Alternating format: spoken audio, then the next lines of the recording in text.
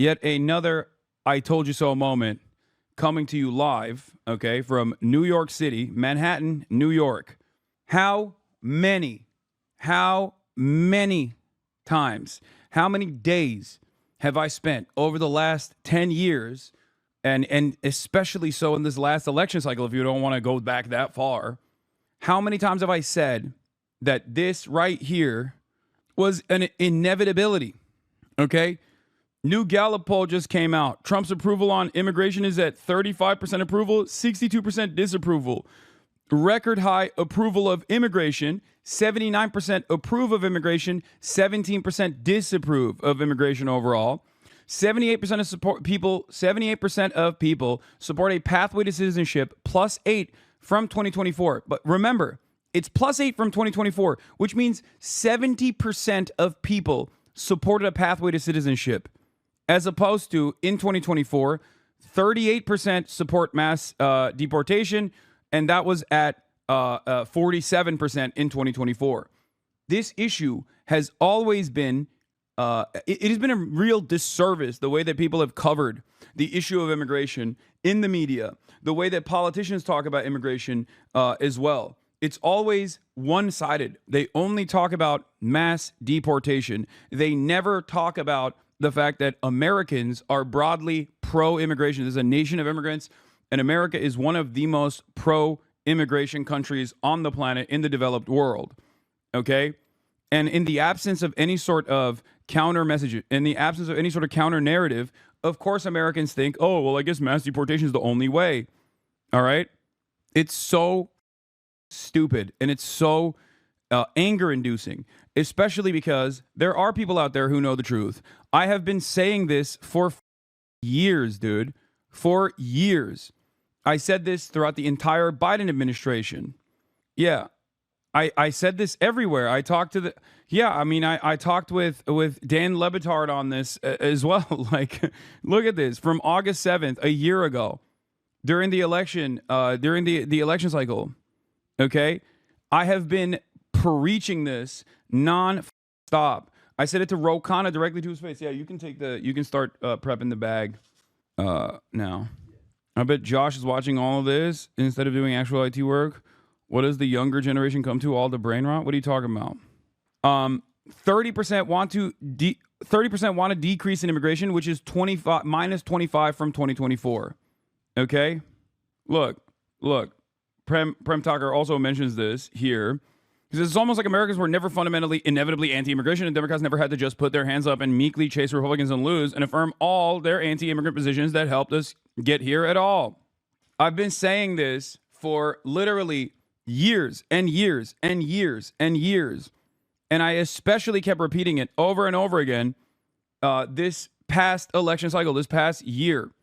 And yes, I heard Steiny interviewed Netanyahu. I wasn't able to talk to him about it yet, but I'll have a conversation with him as well. But 5 days ago, the New York Times pushed an essentially baseless angle that Dems have an immigration brand crisis because of the 2020 primary. In it, Neera Tanden, who's supposed to be woke, by the way, Center for American Progress. In it, Neera argued a baseless rule that Dems have to embrace hardline restrictionism in order to establish credibility to pursue the majority opinion. That's not the case. That's never been the case. Okay? That's never been the fucking case. They must embrace a new immigration restrictions in order to have the credibility with voters to fight the far more expansive plans of the Trump administration. You do not have to concede on the issue of immigration. You do not have to take a reactionary stance on the issue of immigration. Just have a backbone, have a moral backbone. It is so strange that they still keep up this lie. It is very frustrating that they still maintain this lie. The established credibility bit was the same justification Chris Murphy kept giving all throughout 2024 for what he saw as some genius triangulation to try and out-tough Trump on border policy. It didn't help Dems one iota heading into the election. It only raised the salience. You did not have to concede on any issue. You are the Democratic Party. You don't have to concede on any issue at all ideologically to the Republican Party. You should have a real interest. You should have a real interest in defending some of these principles. And if you do, you can change the discourse. But in order for you to be able to successfully change the discourse, in order for you to successfully change people's minds, you have to engage in real advocacy. But because the Democrats stand for nothing other than marginally making everyone's lives worse and following the Republicans, you arrive at this inevitable failure where the Republicans get to dominate the field and dominate discourse in this incredibly reactionary fashion on an issue that is actually a lot less popular, especially when put to action. Okay? It makes me so mad when I see this. It makes me so mad that no one ever listens to me. But it makes me especially angry when I see like all of these things that I've been yelling about becoming reality. I said Americans consistently don't know what they're voting for until they see it unfold, and then they hate it.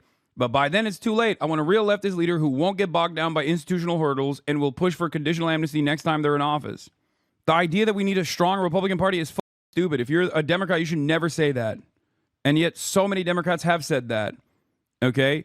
Meanwhile, you have the goddamn ogre at a time of like unprecedented, or not unprecedented, actually, precedented unpopularity for Trump's anti-immigrant agenda. Here is the ogre saying, ICE performs an important job for our country. Any calls to abolish ICE are 100% inappropriate and outrageous. Dude, shut the fuck up. Shut the fuck up. Shut the fuck up. Just shut your bitch ass up, dude. You, okay? You. Hey, what's good? Oh, damn, you guys just snuck up here, huh? Anyway, can his wife get deported law? Potentially. Potentially his wife could get deported. You want to know why? Because she was an undocumented migrant. It's true. All right, here. Noah and Brandon are here. Chat while we get ready. Here, you talk to them for a second while I go pee.